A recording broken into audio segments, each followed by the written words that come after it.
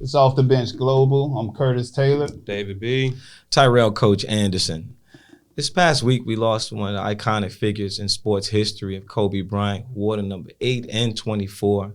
As we saw, there's been a lot of on-court and video tributes for the icon who's touched so many.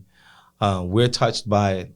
Well, this is a podcast about mental health, and I know many are grieving, and we all grieve together. And at the same token, we know life continues to go on, but we want to give our just due to a gentleman who has inspired many. At this moment, we're going to give a 24-second prayer and moment of silence in his honor and all those who have perished along with him this past week.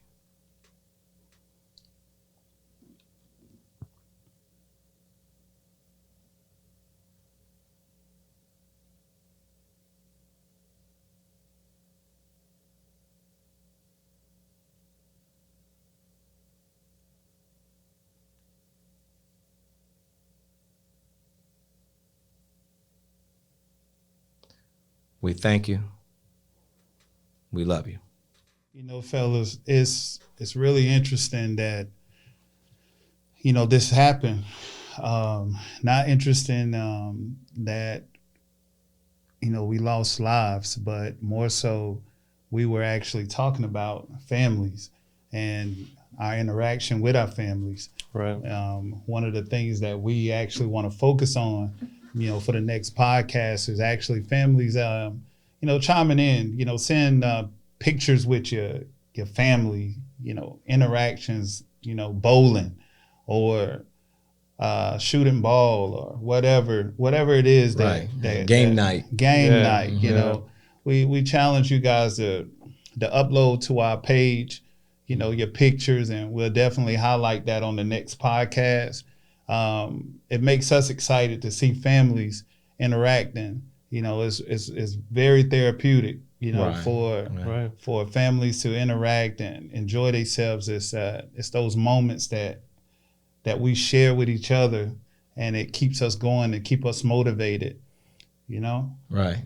You know, it's speaking of motivation, is, you know, we're right here at the end of the month. You know, people at the end of December will have a New Year's resolution. Resolution, baby. Right. Yeah. I know one is always, I got to drop a couple pounds. I'm going to start working out, change my diet, my health. Right. So. Yeah. And to be honest, the gym get more slim than the people do. Right. You know? Right. So first 2 months. The first 2 months and they're done. But we want to talk about that as far as encouraging and motivation, and we really I want to get fit, you know? Okay. Yeah, I want to get fit. There ain't nothing to it but to do it, man. You know? Do it, man. What's wrong with me getting fit? Nothing's wrong with that. I mean, from the looks of that green shirt, you might you're on the right path, you know. So but yeah, it's really important that we actually, you know, want to show activity with our viewers, and we want to show them, you know, they are important. You know, that's why we always say, you know, this is, you know, our thing. You know, it's a we thing. It's not just us sitting in the studio. You know, you guys are very important to us, and we love to hear your comments and see your comments and see your videos. You know, really stay in communication with us. You know, it's a we thing. Mm-hmm. You know, so I really want us to stay engaged, you know, with our viewers, and really want to see, you know, you guys be productive, not just us here. You know, I love you guys, and I love you guys on the camera. You know, we just really want to make sure that we stay motivated, stay encouraged, and have those happy moments, you know, and document them. Definitely. Yeah. So that's the angle that we're going in. We want to make sure that, you know, families, you know, just smile, you know, for no reason. Right. Enjoy one another. Mm-hmm.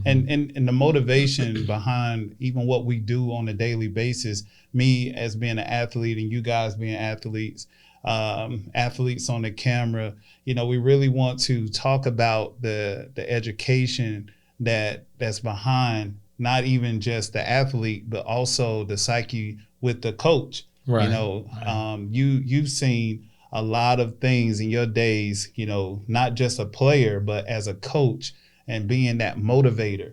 You know, what helps you to, you know, when you see a kid and you know this kid needs help initially when you have the tryout. Let's start from tryouts. Well, let me. We're gonna go right from there, but I was going to clear something up because I know my viewers back home be like, "Well, player, wait a minute."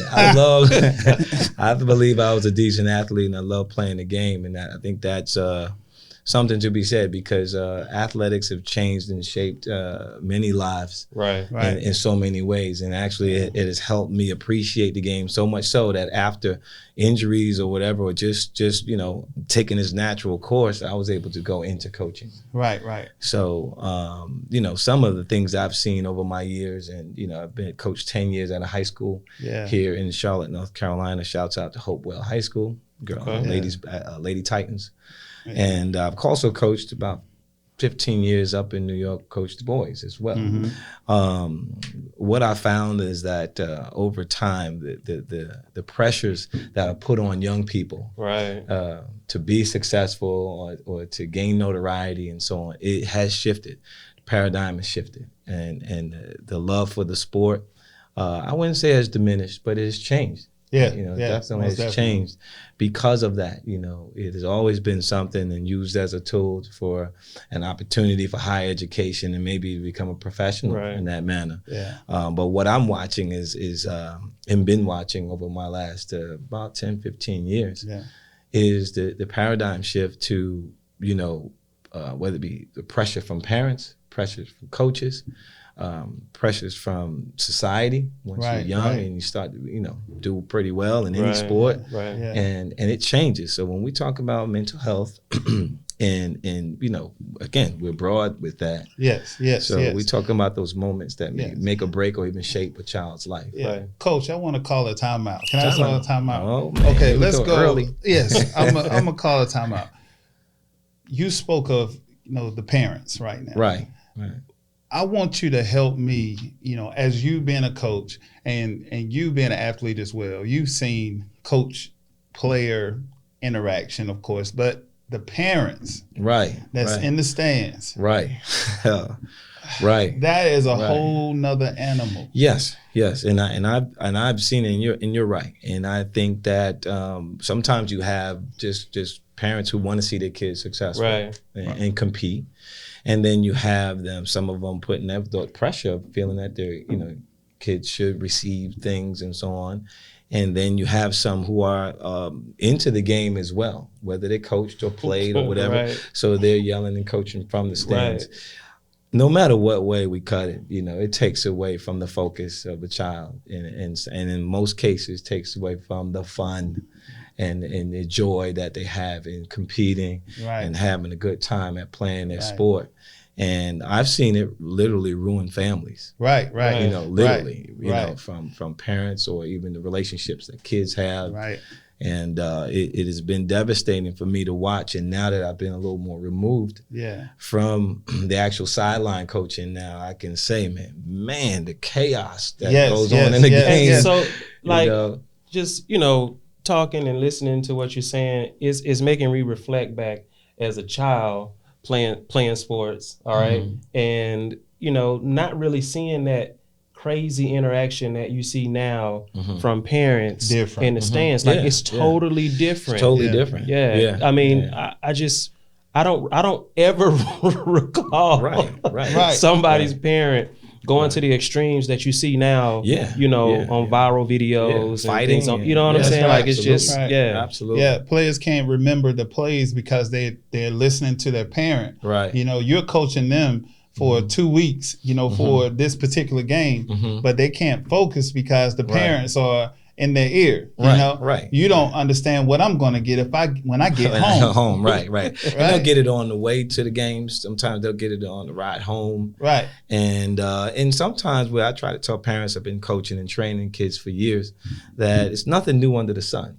You know, you're telling them the right thing, but it's a matter of the child responding. Right. You know, and if you can trust someone and you know someone who can reach a child and they can respond to them, then you need to fall back. And, you know, I always tell parents that, you know, once the kid starts to come to you and start to ask you questions about the game, now you got it. Now you can engage in it. And you got to kind of be patient sometimes. And but it's unique. But I've also seen some parents coach their kids and do a very good job. Right. So it's not always cut and dry that happens. Correct. But as I said, by me stepping back now and going to watch games and watch some of the kids that I train and so on at, you know, the youth level, high school and so on, to actually watch from the stands about what's going on and the heightened level of anxiety that sometimes kids could feel.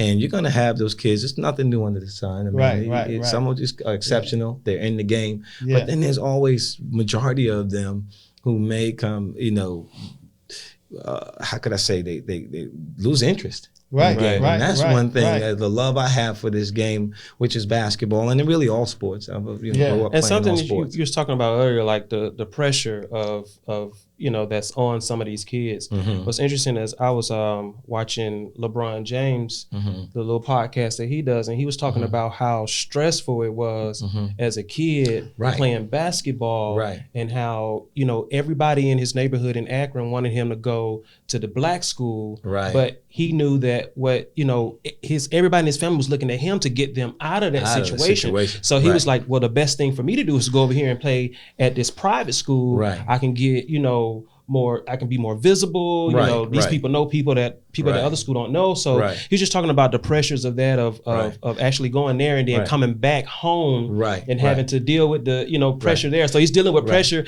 at the school, then coming back home and dealing with that pressure think about as well. That. The mere fact that he may have had to make a decision to go away from his area or his situation to try to achieve some of the things. And that's, you know, that's a normal occurrence for a lot of high level players or some others who aspire to do more, and that's the reality. And that time away, sometimes you can benefit and sometimes you may not. But I wanted to touch on one player in particular that we talked about during the week that we saw on social media, and that's Delonte West. Because again, we're off the bench global. We're centered around mental health of all people, of all forms and all kinds. But be it that we aren't touching on sports, you know, Delonte has been diagnosed with, I believe, bipolar disorder. And oftentimes with all of my years of coaching, you know, this is a gentleman that has come up the ranks through high school. He's come up the ranks through Division I college, St. Joe's, you know, coached by Phil Martelli, I believe it was. Had a running mate, Jameer Nelson. Was very successul. They made a run to the Final Four. And then played for Cleveland and for several other teams throughout his NBA career. He has totally been stricken by his unfortunate disease now. And there was footage of him really, you know, out of it. And I wanted to pose this to the panel here about, you know, at what point can we see the signs from way back when they were young, you know, and if we can, or if they were, you know. And I think as a coach, parent, mentor, anything, you know, we have to be a little bit more in tune throughout to see abnormal behavior and to be able to try to catch it and address it. So he's at a place now is a little difficult where a number of people throughout the country go into that. However, there hasn't been a lot of people that had to have 30,000 people screaming their name and asking for autographs and had these opportunities. And, you know, it just makes me wonder, where was the help along the way after going through that, being that popular, to be that, you know, in the limelight and in the spotlight at the highest level, and now to see how he falls from grace at this point now and going through his struggles right now, it just made me wonder. Even in my own career, I've been thinking about some things of how I may have done some things different, and so on and so forth. So I wanted to just throw it back at you guys, and what do you think about that?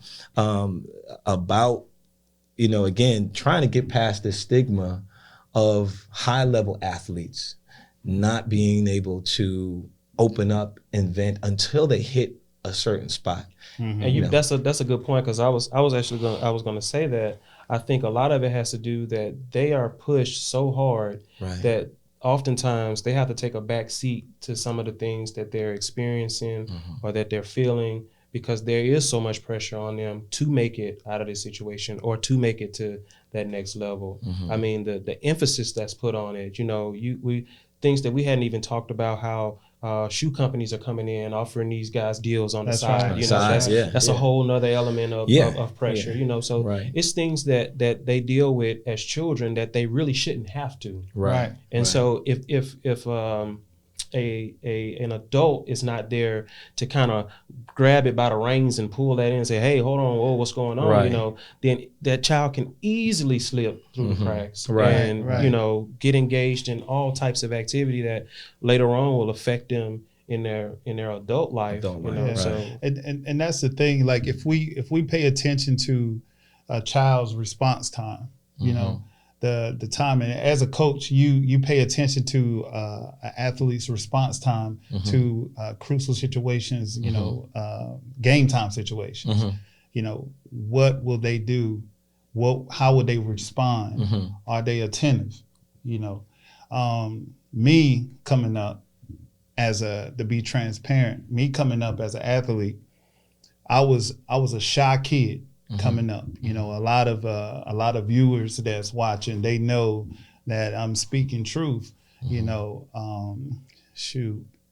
much as we worked together, I was quiet for a while, right? And so she's not really quiet though. I mean, but go ahead. So with me being an athlete, a lot of times, and I can really communicate with a lot of the youth. When the kids, during the game, especially middle school, middle school games, the women play first and then the men play. I used to sit the closest as possible to the locker room, so I wouldn't have to walk in front of the people, to go to the locker room. So I wanted to stay away from as much as possible people. But when I got into my art, when I got into my zone, I was different when I played. When I played, I was in my zone. I was in another place.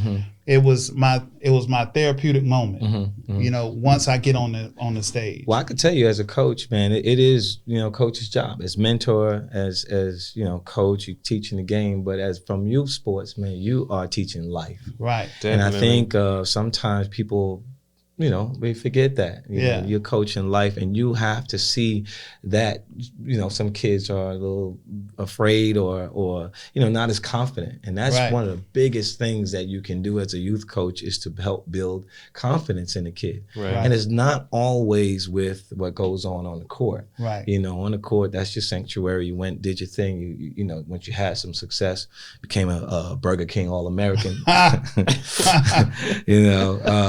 Once you had some success. Shouts out to Curry, McDonald All-American honoree. But one thing that we do miss sometimes is to understand each kid is different, and each kid will show you a sign of what they are used to. And I had to learn that, trial and error. Right, correct. Some of my best kids, some of them were vocal, some of them weren't. And I'm employing them to be a leader. And when they became upperclassmen and so on, I'm pushing them instead of trying to meet them where they are.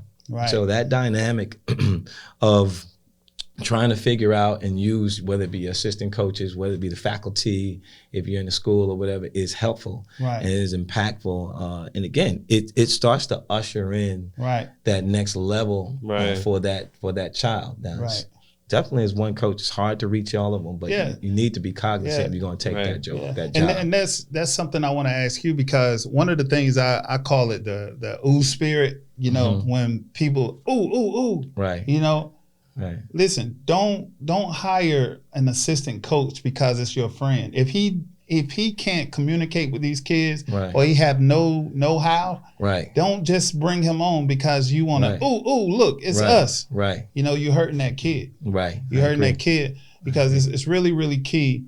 It's really important.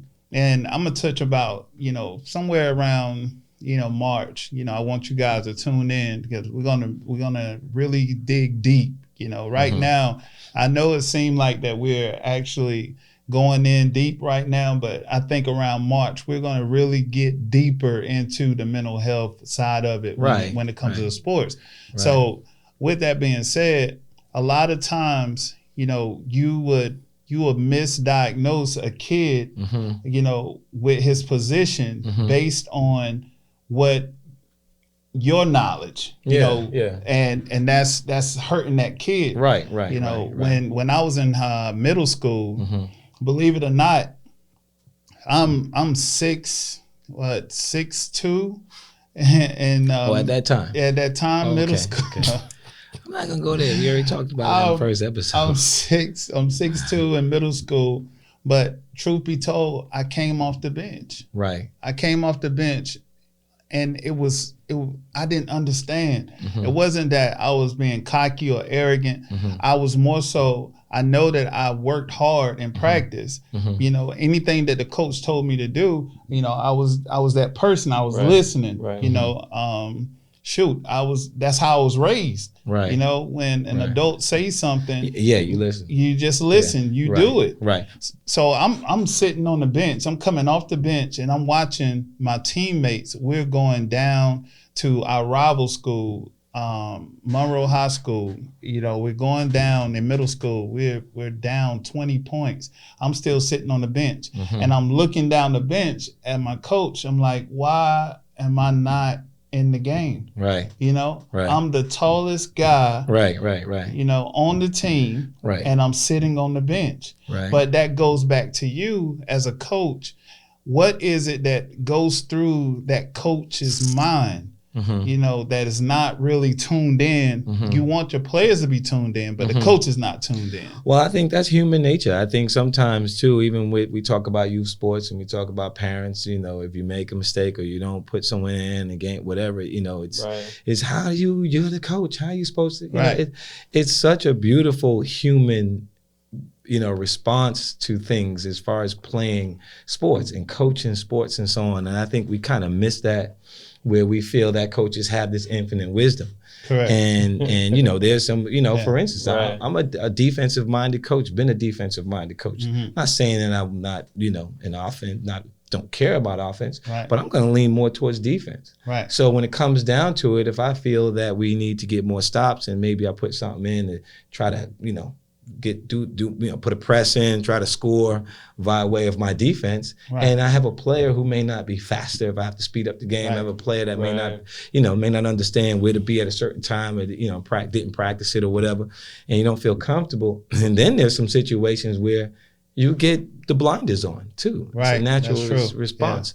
So I'm gonna say that, you know, throw it to you, David, because even as we said, you know, as a parent, you know, you have children, and you know, sometimes we have blinders on about what we think the coach should be doing, or what you know, what the kids should be doing, and you know, my kids should be should be. And able I think to get in the game. just like a coach, or even, you know, as a parent, well, you should know as a parent. Some parents don't, and you should know this as a coach. You should know your players, and as a parent, you should know your kids. You know, you should know what interests them. I know that this particular child is interested in this. This sets off this particular child. This particular child is this way. Same thing with your players. You know, at least that's how I'm thinking that you know, you should kind of be as a coach. You know, same way you would be as a parent. Understanding the triggers. The triggers to your of your children. So I think that just comes with wisdom. Correct. And I think it just comes with maturity. And some people experience, definitely experience. And some people just have me and my cousin talk about this all the time, is a huge ego, where you know, their ego comes before anything. So you know, to prove a point, they'll lose a game. You know, that's right. To you know, so I mean, you just deal with, it's so many dynamics in that when you're dealing with, you know, parents, players, coaches, It could be even a school system. You know, Right. you could be a coach that was at a school system that had an infinite amount of resources and the facilities are great, right. You know, and so some of the best players, right? And so then you're stuck in a situation where you come in and now your players are not as great, the facilities are not as great, the parents are not as supportive. So I think it's a balancing act. Right, it is, and I know I've experienced it on many levels, and you make the best out of what you can, but at the end of the day, it's about really, building a confidence in kids. That's right. That's right. And if you miss that mark, then I'm sorry. You definitely got to build. Yeah, you got to build confidence. So this is the question back to you. So you're talking game time situation, right? But let's go before the game. We're talking about preseason. The training, the workout. Right. When the kids come in there, sometimes, of course, majority of the time they're coming in out of shape, right? So what is your mentality going into the training session before, game time? Before game time, it's just, you got to hit the ground. Getting them prepared. You got to hit the ground running. You got to kind of set the tone of what you expect from them from the beginning, so that way they don't have a false sense. Now, obviously, you don't push them where they can get injured or anything of that nature, but you let them know that, look, when the lights come on and they keep the scores. My buddy Coach Richmond, shouts out to Coach Richmond, said before, they keep the score for a reason, right? And it's competition.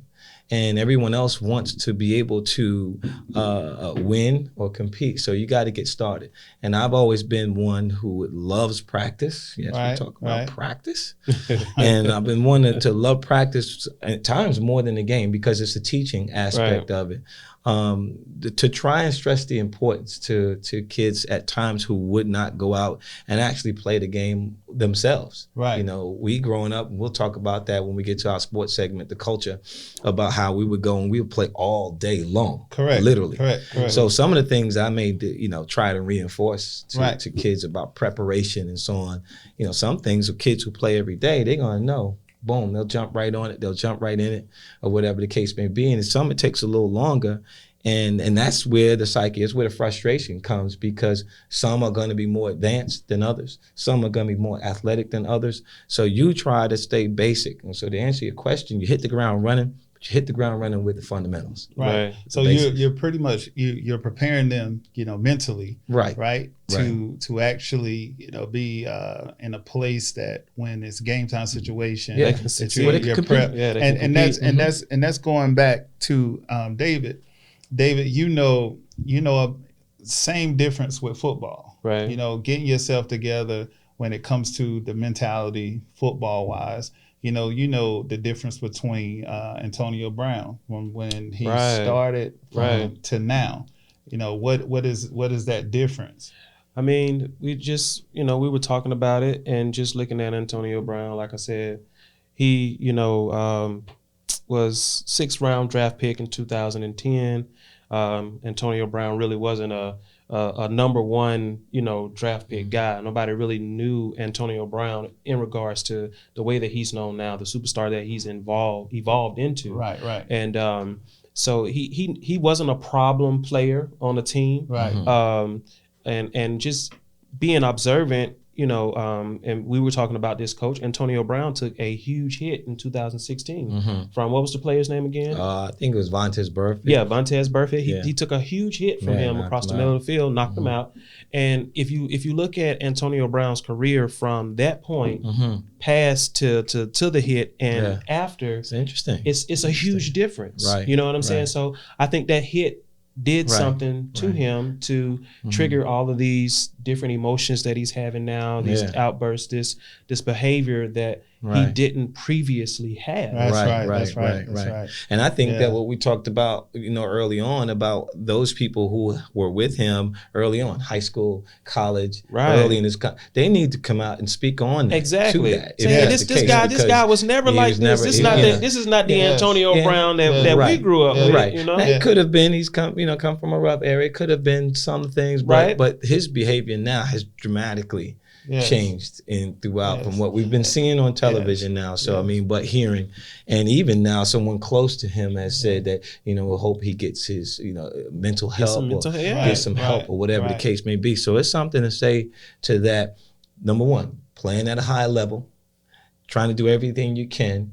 And again, when we delve into the other side, the psyche, because there's other things, injuries, correct, what you're saying, that affects the mentality of players. So there's a lot, such a broad spectrum that we have to continue to touch on. However, I want to drive this point home about our parents, you know, about supporting the love for your child's athletic endeavors. Right. That's right. Make sure they're enjoying themselves. Right. Whether they're going to be at a high level or not. Make sure I've seen it as a coach, man. I've seen it ruin relationships between the child and the parent. Right. You know, I've seen friendships. I've seen a lot in my tenure as coaching, and it's just really, it's uncalled for. Right. It's unnecessary. And I think it's very important that we drive that point home to parents. Who is a primary, you know, and obviously, and I'm going to be partial to coaches. And when I say partial, but you know, I'm going to speak to coaches. It's your job. It is your job, right, to see all of these signs of things that's going on with these kids coming up, so we won't get to this point where. And you talked about your coach in the last segment about how influential that person is. Oh yeah, and to stay connected, because somebody like, shouts out to Greg Blake again. Somebody like AB, somebody like DeMar DeRozan, who's outspoken about his mental health issues. Right. Kevin Love has been, and the list goes on and on. I mean, this is nothing. What we're doing is not new under the sun. We're continuing to push this mantle. Right. But I think, again, community. It's our job, community, to not put so much on these kids. Support the coach in that endeavors as well. Support the parents as they need as well. Right. Because this is a made up entity, but however, it is real life. It's real life. It is real life. So and that was the thing that we need to make sure that we understand.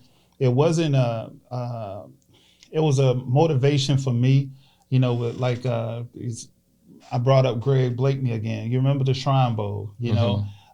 He came and picked me up and took me to the Shrine Bowl in Charlotte. Okay. And I watched the Shrine Bowl, even though that I didn't choose football. Yeah. You know, I know you got jokes. I thought it was the toilet bowl. But anyway, go ahead. I'm just saying. Even though, even though you know, I went to the Shrine Bowl, and he just showed me what another perspective, as far as, you know, away from my immediate family. Right. You know, he just showed me that, you know, it was me, Greg, and Kenneth Chambers, you know, one of my friends, you know, back home. So it was just key that, you know, like you said, family involvement, you know, getting involved with, you know, your family, letting them know that you love them. You know, tell them that you love them. Right. It's okay. Say I love you. Yeah, even in the midst of whatever is going on, I think that's important, because there's a lot of times I know kids would go home and they'll get an earful from their parents and they're back and forth, and you forget to just throw on those basic things of that nature, and it goes a long way. Yeah, and we're going to touch on this again. But we definitely have another event coming up. February 28th, we're actually going to have a CIAA coming in that week. We're going to have the party, the CIAA party. We're going to get involved, you know, with the CIAA party. We have 2 videographers, you know, Joshua and X Freight, you know, that hold it down for us, and LC, producer. Shouts out to LC. Yeah, chopping his neck over here, telling us cut it. But we love you guys, and we thank you for everything that y'all doing with us and for us. You know, it's a team effort, and that's one of the things that we're gonna do. We're gonna support the CIAA, and you know, this is the last year for the CIAA. You know, they're moving to Maryland, so let's all come out. February 28th, we're going to do Club Nile again. Okay. We're going to do the day party. We had a great party. We had a great time. Can't wait to get you that day. All right. Hey, I'm looking forward to it. Yeah, so day party, Club Nile, 2 p.m. to 7 p.m. Y'all come out, enjoy, and fellowship. That could be part of your video. You know, you just involving yourself and getting involved, and Bring your family. Yeah, bring your family. Bring your family members. We just really gonna enjoy ourselves and laugh and joke and no headaches. Just really coming out and enjoy yourself. So y'all come out. This is Off the Bench Global, and I'm excited for you and excited for your future. Enjoy yourselves with your family. Definitely. Peace.